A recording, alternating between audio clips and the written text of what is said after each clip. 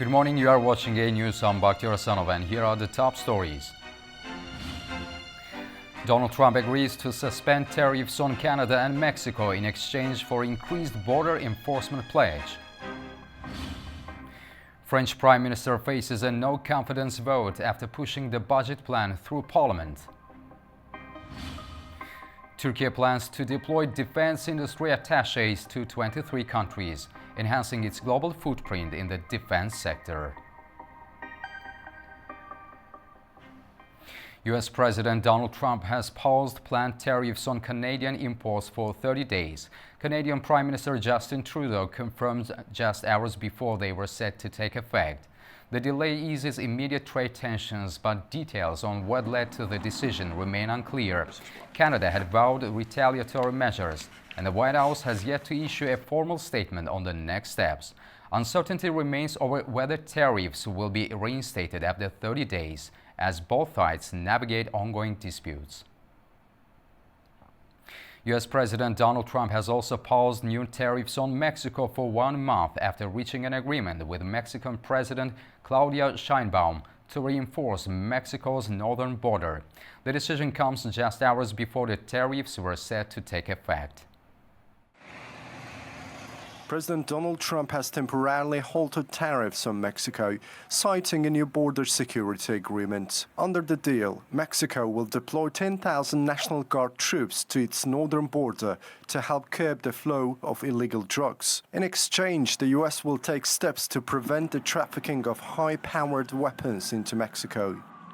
Well, nobody's out with Mexico. We had a great talk with Mexico, and we had President Sheinbaum is a woman. I like her very much. We've had good relationships, but we have to stop fentanyl from coming in, whether I like somebody or not, and we have to stop the illegal aliens from coming in. I think we've lost 200,000 people on average a year for many years, much higher than the 100,000, could be even closer to 300,000.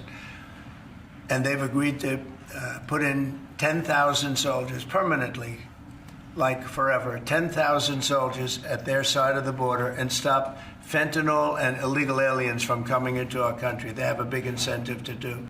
The two leaders spoke by phone just before tariffs on Mexico, Canada and China were set to take effect. I'm sure that during this month we'll be able to deliver good results for his people and the people of Mexico. I told him that we've been working together on migration and that we've had good results. We always work respecting and protecting human rights. We talked on our common interest in reducing fentanyl trafficking from Mexico to the United States. The uncertainty sent global markets tumbling, with the S&P 500 falling 0.6% before recovering slightly after the Mexico tariff suspension was announced. The Mexican peso weakened while the US dollar surged. Oil prices climbed as Canada and Mexico, top suppliers of US crude imports, braced for potential trade disruptions. Donald Trump has also hinted at targeting the European Union next, but has not given a timeline. Economists warn that 25% tariffs on Canada and Mexico and 10% tariffs on China could slow global growth and drive higher prices for US consumers.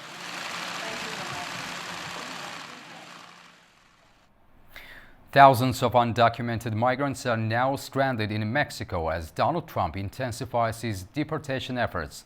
Many are staying in shelters near the border, uncertain about their next steps. With stricter immigration policies in place, their future remains unclear. The Hope Center, a shelter in Juarez, a Mexican border city near the U.S., has provided refuge to thousands of migrants over the past 2 years. Situated near the border wall separating Juarez from El Paso, Texas, the shelter currently houses around 60 people, mainly from Venezuela and Central America. Some have recently been deported from the U.S., while others were on the verge of asylum interviews. Among them are families with small children.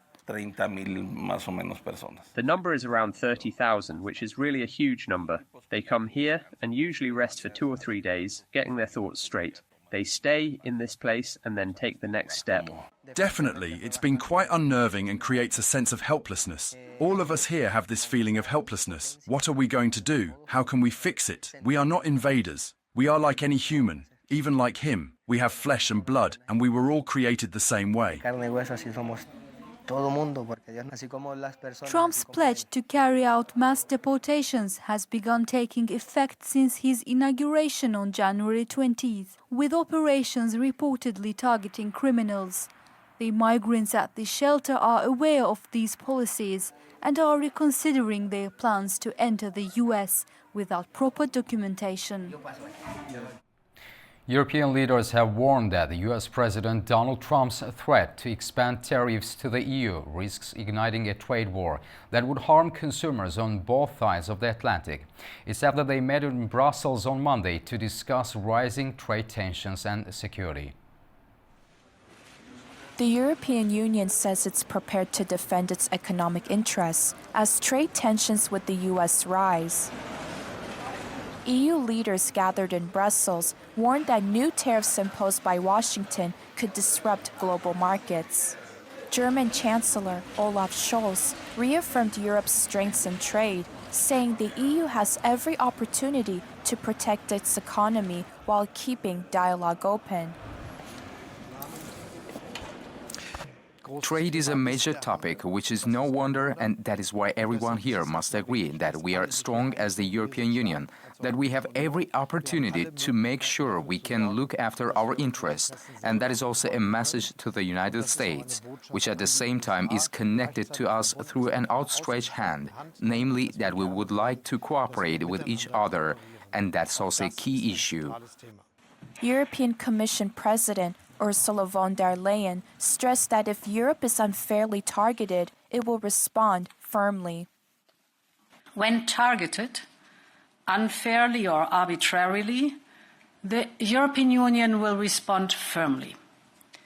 This weekend, we witnessed how steep tariffs were imposed on Canada and Mexico. Those tariffs raise business costs, they harm workers and consumers. They create unnecessary economic disruption and drive inflation. We do not see much good coming out of this. So we prioritize productive discussions and engage early. At the summit, leaders also discussed defense, calling for increased military spending across Europe. The United States is our friend, our ally, and our partner. This is a relationship that has deep roots and will endure in time. Problems and difference of views can come up also between friends. When they do, we need to address them, to talk and to find solutions. Of course, while defending our values and upholding our principles and without compromising our own interests. The meeting concluded with a unified stance on protecting European interests while seeking cooperation with Washington. NATO Secretary General Mark Rutte said that the upcoming defense spending pledge will certainly exceed 2%, with the exact figure to be determined later this year. Rutte spoke upon arrival to the informal defense retreat with EU leaders and British Prime Minister Keir Starmer in Brussels. Last year, EU countries spent an average of 1.9% of GDP on defense, amounting to roughly 326 billion euros, a 30% increase from 2021, according to EU estimates. US President Donald Trump had previously called for NATO members to spend 5% of GDP on defense, a target no member, including the US, currently meets. Work is underway to shut down the U.S. foreign aid agency USAID, according to billionaire Elon Musk, who is heading U.S. President Donald Trump's plan to shrink the federal government. Secretary of State Marco Rubio has taken over as acting USAID administrator. He criticized the agency for being unresponsive and insubordinate, calling for a thorough review and possible reorganization. USAID's website is offline and its staff was instructed not to come into the office or headquarters of the agency in Washington. The Trump administration has taken decisive action against the United States Agency for International Development, aka USAID. President Donald Trump has announced leadership changes and a sweeping review of its operations, calling the agency's leadership a bunch of radical lunatics. Trump stated that officials would be removed before determining the agency's future. USAID, responsible for overseeing foreign aid and development cooperation, operates with an annual budget of $42.8 billion. However, in January, the administration froze all foreign aid programs for 90 days, except for humanitarian assistance, as part of a broader effort to assess whether funding aligns with Trump's foreign policy agenda. The move follows vocal criticism from billionaire Elon Musk, who has been appointed to lead the newly formed Department of Government Efficiency, DOGE. Musk has accused USAID for corruption, claiming that less than 10% of aid reaches its intended recipients. He labeled the agency a criminal organization and suggested it was involved in funding biological weapons research. Further escalating the situation, the U.S. administration has shut down USAID's headquarters in Washington, removed its signage, and revoked access to its computer systems. USAID's official website and social media accounts have also been deactivated, signaling what Musk has confirmed is the beginning of the agency's dismantling. The administration's actions have sparked concerns among Senate Democrats, who argue that suspending aid programs and sidelining USAID's leadership without consulting Congress could harm U.S. credibility and global standing. In a letter to the acting USAID's director, members of the Senate Foreign Relations Committee warned that these measures could create a whirlpool of problems with serious diplomatic consequences. As the administration moves forward, the fate of USAID remains uncertain, with both domestic and international observers closely watching the implications of these unprecedented steps. For more on USAID, we go to Washington and our Ubi Shbander. Well, the doors for the U.S. Agency for International Development here in Washington, D.C. are shut, at least for now, with dozens of administrators being put on leave by the Trump administration as Elon Musk, close confidant of the president and the head of the Department of Government Efficiency, says that he is going to put the USAID agency into what he says is the wood chipper, calling the department agency a, quote, scam, with billions of dollars being spent by USAID on various foreign assistance funds around the world. Elon Musk believes that much of those funds are being wasted or going to organizations that have a political agenda and do not promote America first. So a big ongoing debate here in Washington, D.C., as the White House, according to reports, is working through a plan that would potentially bring this currently independent agency under the auspices of the U.S. State Department, giving the president much more control and oversight on how those funds, which are mandated by Congress, are being spent. But certainly this is part of an ongoing effort by the Trump administration to restructure the federal workforce, resize what many believe to be a bloated workforce, and to try to save the American taxpayer billions of dollars that Elon Musk and many of President Trump's supporters believe are wasted needlessly. I'm Umesh Shabander for A News here in Washington, D.C. The World Health Organization is grappling with financial challenges after the U.S. announced its withdrawal. The WHO chief announced talks on budget cuts will be held in Geneva. With the US being WHO's largest government funder, the agency now faces a $400 million budget cut. WHO's executive board is meeting to discuss its financial strategy for the next 2 years, with proposals to scale back funding for base programs. The budget cut will be discussed at the February 3rd to 11th meeting in Geneva, during which member state representatives will discuss the agency's funding and work for the 2026 to 2027 period. Despite the setback, Tedros Adhanom Ghebreyesus reaffirmed WHO's commitment to global health. For us, as we always say, change is a constant. And that's what our member states told us when we started the reform. Change is a constant. We believe in continuous improvement. And we would welcome suggestions from the United States. To cope with the funding gap, WHO is implementing cost-saving measures, including freezing recruitment and cutting travel expenses. The agency insists it remains impartial, despite claims of political influence. Executive order says WHO has an inability to demonstrate independence from the inappropriate political influence of our member states. As a UN agency, WHO is impartial and exists to serve all countries and all people. Our member states ask us for many things, and we always try to help as much as we can. The US withdrawal process will take a year, but WHO hopes for renewed dialogue to secure future funding. International Red Cross workers and health officials have begun mass burials in eastern Congo to ease pressure on overwhelmed morgues. It's after intense fighting which saw more than 700 people killed since M23 rebel fighters seized control of Goma. Thousands more are wounded and displaced. Burial teams in Goma worked through the day on Monday, carefully lowering body bags into freshly dug graves. The operation comes as authorities struggle to manage the rising death toll from ongoing clashes between M23 rebels and the Congolese army.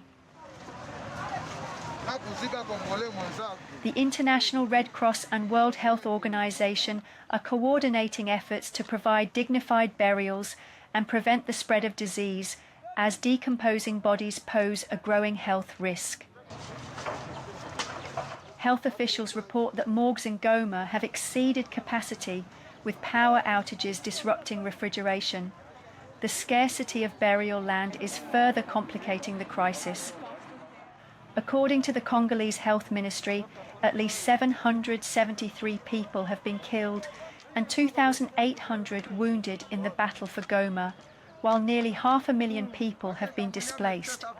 As tensions rise, the Congolese government has renewed calls for international sanctions on Rwanda, accusing it of backing the M23 rebels.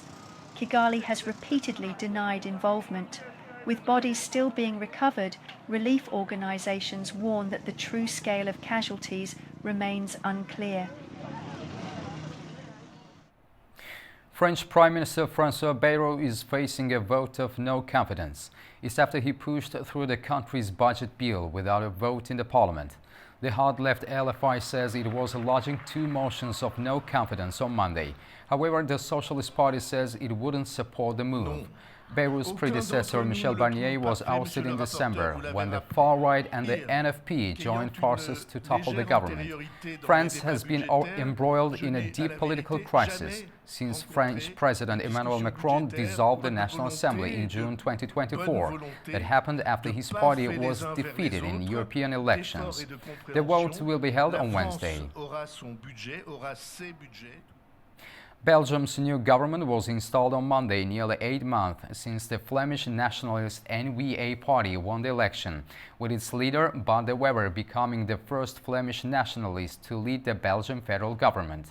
The 5-party coalition government aims to cut employment benefits and reduce pensions for people that retire early. It also plans to introduce a new capital gains tax and scrap some tax exemptions.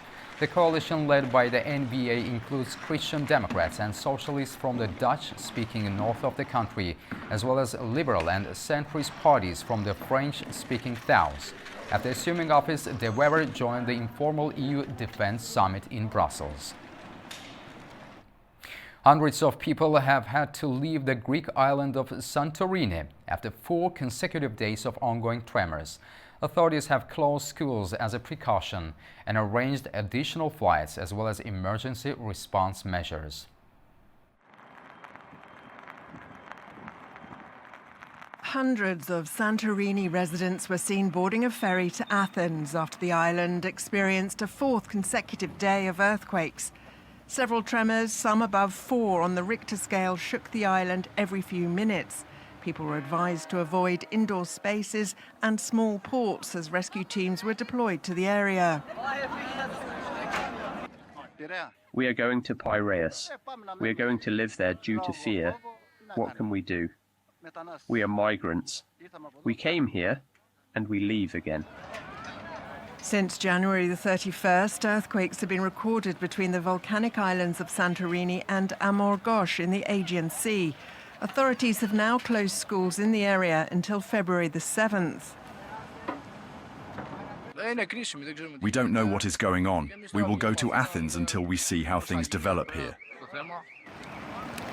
Aegean Airlines say they'll be operating additional flights to and from Santorini. However, long queues formed at ticket agents on Monday and the island's port was crowded with people attempting to leave. I'm leaving because of the situation. I will be back when this whole thing is over. We believe we will be back. Local officials say that permanent residents were not particularly concerned as they'd all become accustomed to the quakes. However, some temporary workers on the island prefer to leave. I work on the island. I've been a resident for years. But today, nobody was expecting this to happen. What is happening now on the island is incredible. Seismic activity is expected to continue for weeks, according to experts. Greece sits on several tectonic fault lines, making it prone to frequent earthquakes. One of the largest volcanic eruptions in history, around 1600 BC, shaped Santorini into its current form. The last volcanic eruption in the area occurred in 1950. Turkey has unveiled the Merkut first-person view kamikaze drone developed by SAVEX technology, marking a significant advancement in combat drone capabilities. The Merkut drone has successfully completed extensive testing and is now ready for operational deployment. Designed for enhanced battlefield efficiency, it features a guided fragmentation warhead, advanced safety systems, and a proximity sensor for automated detonation, capabilities that improve operator effectiveness and mission success rates. According to Abdullah Aktaş, founder of SAVEX Technology, the company has dedicated nearly 8 months to Merkut's development, focusing on design validation, warhead integration, and safety enhancements. Turkey plans to deploy defense industry attachés worldwide as part of a broader strategy to strengthen global partnerships and promote its defense sector. That's according to Haluk Görgün, president of the Secretary of Defense Industries.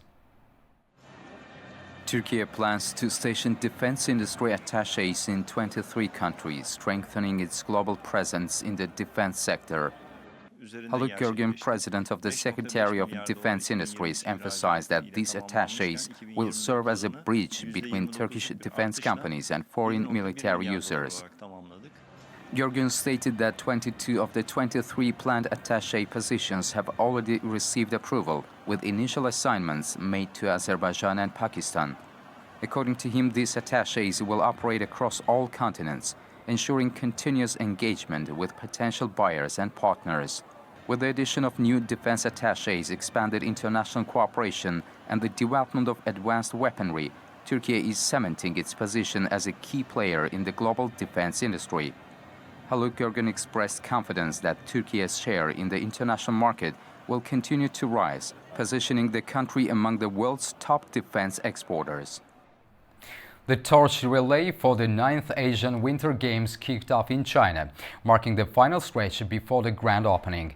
The one-day event, themed Dream of Winter, Love Among Asians, celebrated unity and sportsmanship. The torch procession began Monday morning in Harbin City, just days before the opening ceremony. The event took place in a historical district where the national anthems of China and the Olympic Council of Asia were played.